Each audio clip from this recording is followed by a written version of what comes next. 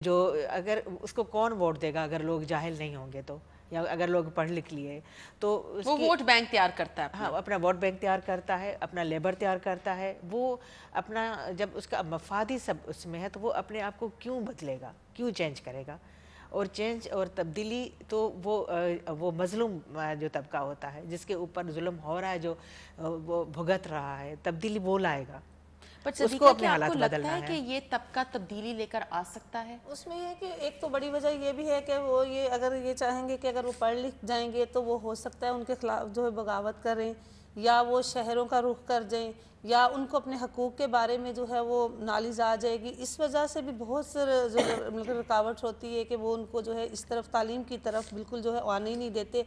और उनको इतना उनके अंदर वो जैसे हारी तबका है उनके ऊपर इतना उनको पाबंद रखते हैं अपने अंदर, उनके ऊपर इस तरीके से इतने वो कर्जे जो है वो उनके डाल देते हैं उनके ऊपर।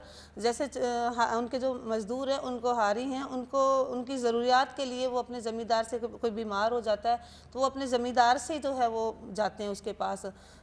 लेकिन उनको जब ज़रूरियात के लिए वो उनसे पैसे लेते हैं, थोड़े थोड़े पैसे लेते रहते हैं, तो वो फिर जब उनका एक साल के एंड में जब उनकी फसल तैयार होती है तो उस टाइम पे वो उनके ऊपर इतना ज़्यादा वो कर्जा निकाल लेते हैं कि वो जब बेचारे जो पूरा 6 महीने साल वो मेहनत करते रहते हैं, एक आस होती है उनको हारियों के अब हमें शायद इंतज़ार होता है कि अभी हमें कुछ मिले, लेकिन वो फिर भी उनके इतना उनके मतलब कर्जा वो निकाल देते हैं कि वो उनके अंदर ही वो पाबंद वो होकर रह बॉन्डेड जाते हैं। लेबर हो जाती हाँ है बिल्कुल कि वो, बॉन्डेड और लेबर हो जाती है जनरेशन टू और जनरेशन वो हाँ वो जाती है। उनके लेकिन फिर क्या वो जो चेंज और तब्दीली की बात कर रही है, वो जिसके ऊपर जुल्म हो रहा है, वो जो मजलूम है, कि उससे चेंज आना है, तो क्या इनके अंदर इतनी हिम्मत है कि वो कह सकें कि जो हो रहा है वो गलत है, और तो ये चेंज तो कभी नहीं आएगा? ये चीज़ वो समझते हैं लेकिन वो इतने डरे हुए खौफजदा होते हैं कि वो ये मतलब कि आवाज़ ही नहीं उठा सकते, वो बिल्कुल जो तो है फिर इस ये चीज़ को जो सिलसिला तो है वो चलता नहीं, रहेगा। मगर इसका ऐसा तो नहीं है। मिसाल तो है, माई जूरी आई और उसने एक सरदार के खिलाफ इलेक्शन लड़ा।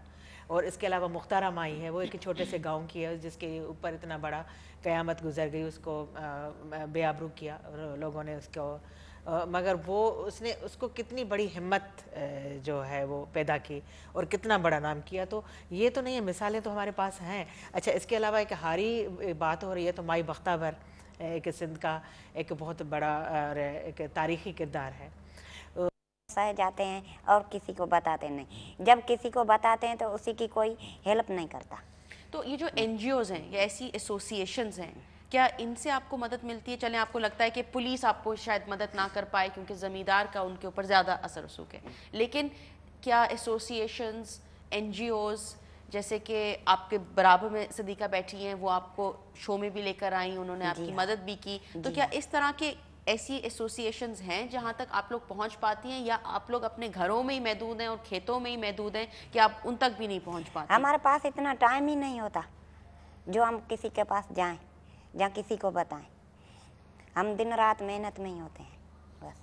पर अगर ज्यादती हो रही है तो इसके लिए तो टाइम निकालना पड़ेगा ना आपको। बस हम अगर जो टाइम होता है तो खौफ की वजह से जो हमारे मियाँ हैं वो भी डरते आपके हैं। मियाँ खामोश करा देते हैं हाँ, कि चुप हो किसी जाओ। के पास मत जाओ, किसी को ना बोलो, वो वगैरह आएगा, हमें ये कहेगा, ये वो कहेगा, हमें बस ऐसा ही हो जाता है। चलें, इस खौफ पे जरा और बात करते हैं, लेकिन एक ब्रेक ले लेते हैं, उसके बाद इस डिस्कशन को कंटिन्यू करेंगे।